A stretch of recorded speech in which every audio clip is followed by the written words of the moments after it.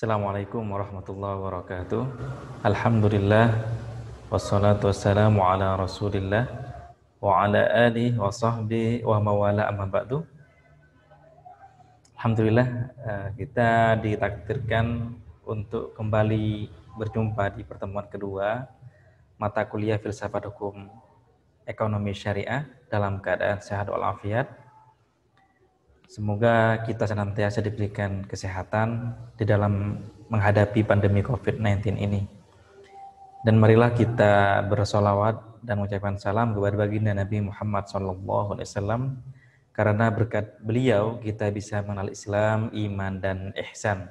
Pertemuan kedua ini saya ingin membahas tentang pengantar filsafat hukum ekonomi syariah. Sebenarnya apa istilah yang dimaksud dari istilah filsafat hukum ekonomi syariah? Pada hari ini kita akan mengkaji memfokuskan pada beberapa term, yaitu adalah pengertian filsafat hukum ekonomi syariah, bagaimana sebenarnya arti dari filsafat hukum ekonomi syariah, kemudian sejarah filsafat hukum ekonomi syariah, bagaimana sejarahnya, kemudian objek formal dan materialnya bagaimana, kemudian manfaat dari studi mata kuliah filsafat hukum ekonomi syariah ini.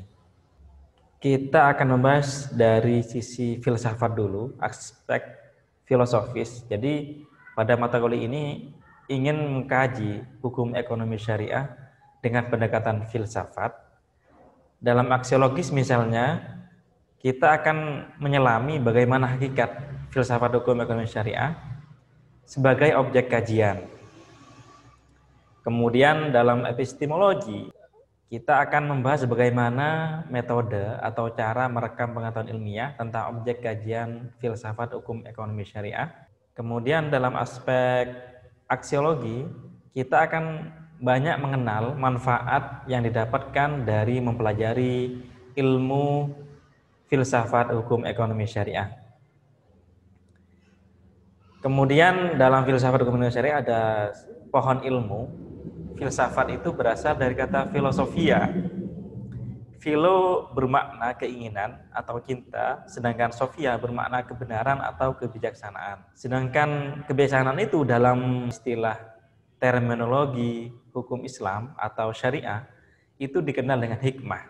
Makanya nanti ada hikmatut tasyri', kemudian ada kitab hikmatut tasyri' wa falsafatuh. Kemudian nanti di dalam usul fikih akan mengenal al-hikmah, ada illah. Ini nanti di metode hukum atau usul fikih ekonomi syariah. Kemudian hukum ini dalam Kamus Besar Indonesia ini merupakan peraturan atau adat yang secara resmi dianggap mengikat yang dikukuhkan oleh penguasa atau pemerintah. Ini adalah hukum. Sedangkan ekonomi ini adalah ilmu yang mengenai asas-asas produksi, distribusi, dan pemakaian barang atas kekayaan atau yang disebut dengan konsumsi, seperti hal keuangan, perindustrian, dan perdagangan. Kemudian yang harus kita selami adalah istilah syariah, karena banyak mahasiswa fakultas syariah yang belum memahami apa itu syariah. Syariah secara etimologi atau secara bahasa itu bermakna sumber mata air atau sumber kehidupan. Makanya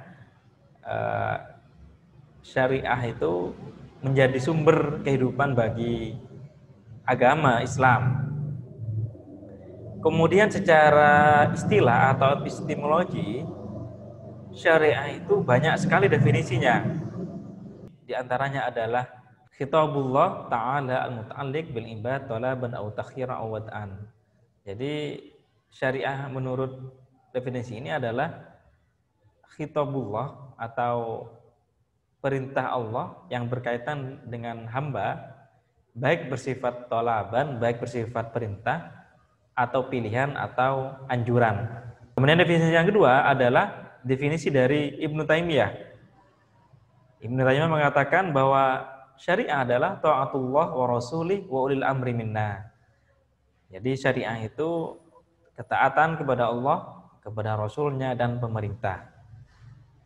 Hal ini sangat unik sekali bahwa akhir-akhir ini banyak sekali yang memisahkan antara peraturan pemerintah dengan peraturan Allah dan Rasulnya. Padahal sama-sama syariah. Karena tasarruful imam ala ra'iyah manutun bil maslahah.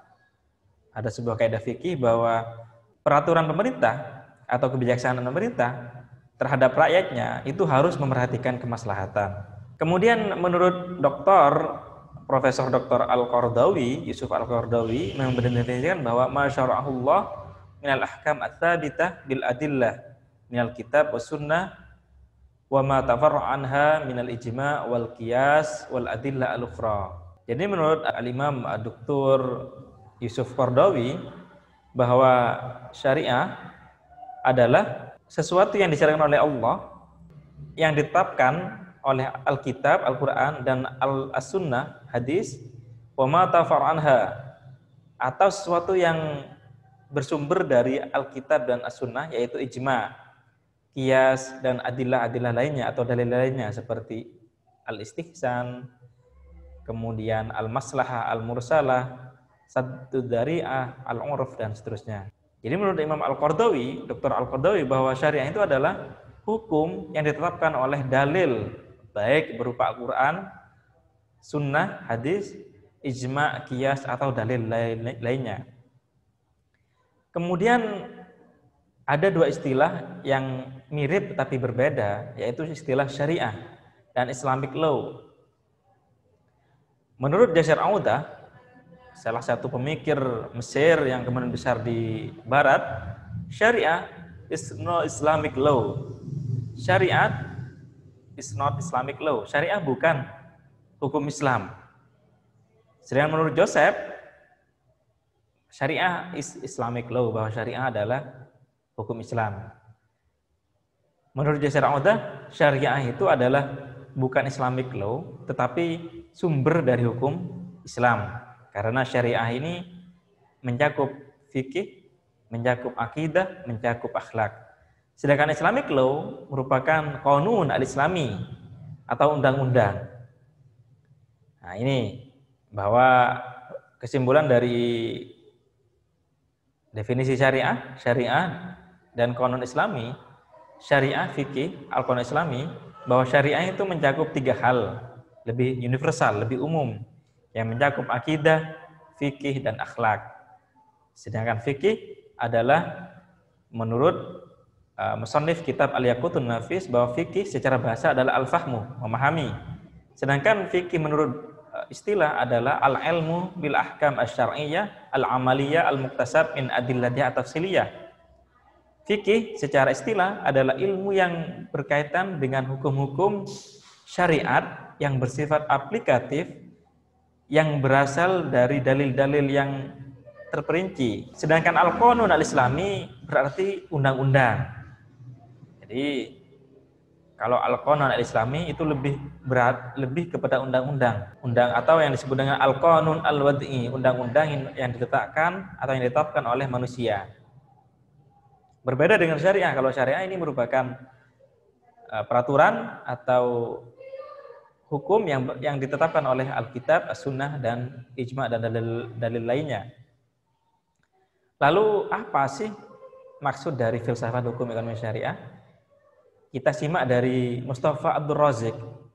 Beliau adalah ulama dari Mesir yang mengatakan bahwa filsafat hukum, untuk memahami filsafat hukum ekonomi syariah, kita harus memahami induknya dulu, yaitu filsafat hukum Islam. Apa filsafat Islam? Hukum Islam itu menurut beliau adalah komponen sumber hukum Islam, kaidah, karakteristik, dan tujuannya. Sehingga ditinjau dari tujuan ini, bahwa filsafat hukum Islam merupakan maqasidut tasyri' al-islami atau maqasid syariah.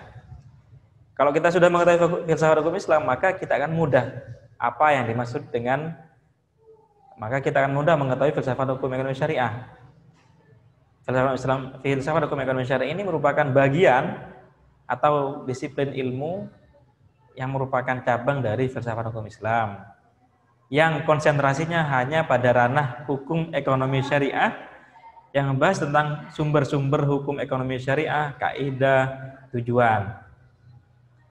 Makanya kemudian muncul istilah term yang kemudian disebut dengan di kitab ini, di kitab Maqasid al-Muamalat wa Marasidul Waqi'at.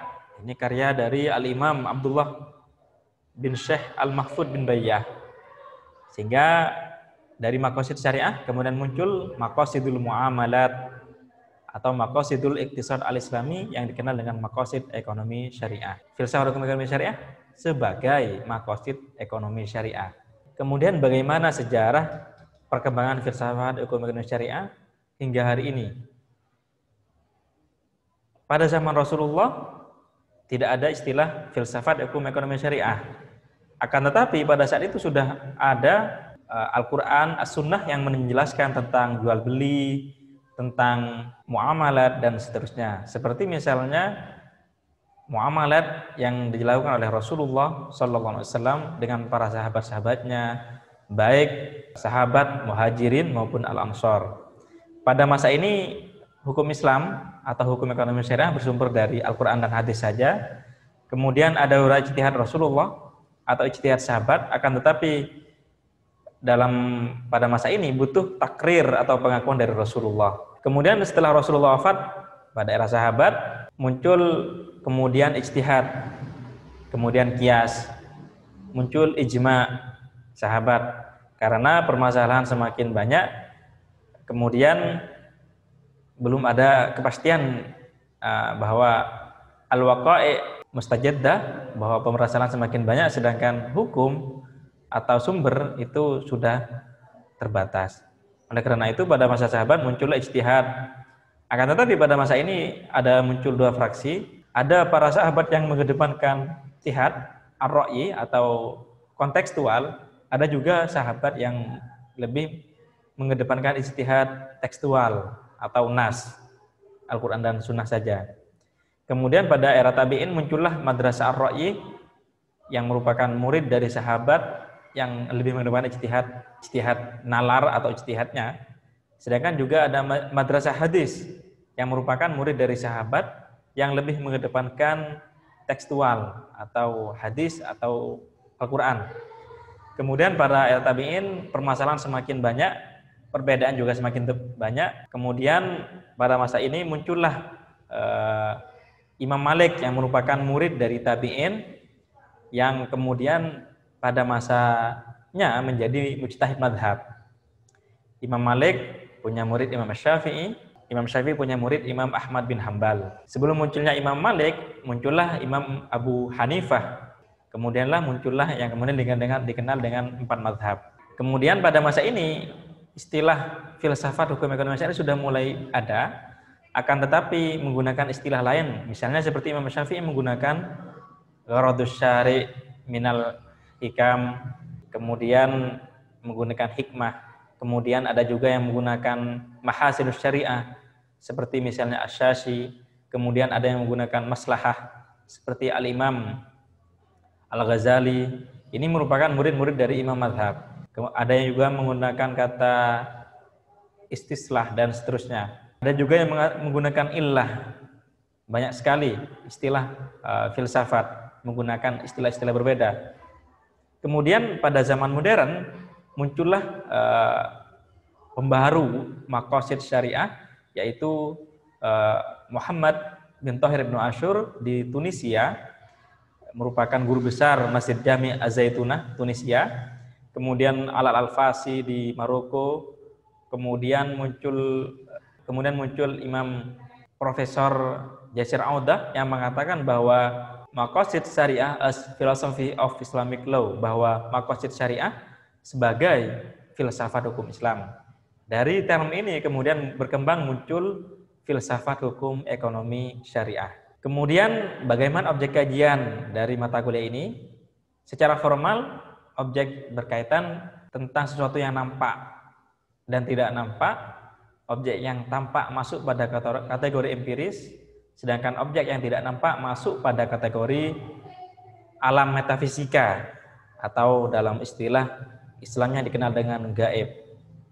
Sedangkan pada filsafat hukum ekonomi syariah kita objek kajian formalnya adalah semua kajian yang berhubungan dengan filsafat hukum ekonomi syariah dari sumber, karakteristik, prinsip, kaidah hingga tujuan dari filsafat hukum ekonomi syariah dengan maqasid ekonomi syariah. Kemudian pada objek material ini membahas tentang sudut pandang pemikiran secara komprehensif dan menyeluruh tentang filsafat hukum ekonomi syariah. Kemudian manfaatnya banyak sekali. Kita akan mengenal lebih dalam tentang ekonomi syariah dengan pendekatan filsafat. Kemudian juga membahas tentang sumber, prinsip, karakteristik dari hukum ekonomi syariah. Kemudian membahas juga metodologi hukum ekonomi syariah, istinbat, usul fikih, kaidah-kaidahnya. Kemudian yang terakhir kita bisa mengenal maqasid ekonomi syariah sehingga kita bisa mewujudkan hukum ekonomi syariah berimplikasi maslahat kepada manusia. Dari saya, matur sekalangkong, thank you, syukriya, gracias, dan terima kasih. Semoga apa yang kita dapatkan bisa bermanfaat. Selamat mempelajari filsafat hukum ekonomi syariah dengan pendekatan filosofis, dengan pendekatan maqasid syariah, sehingga kita bisa mengetahui akad-akad yang sesuai dengan syariah, yang sesuai dengan maqasid syariah. Implikasinya adalah mampu mewujudkan kemaslahatan dan mewujudkan kemaslahatan bagi umat manusia, bagi umat Islam khususnya, dan bagi Indonesia. Wal afu minkum wallahul muwaffiq ila aqwamit thoriq. Wassalamualaikum warahmatullahi wabarakatuh.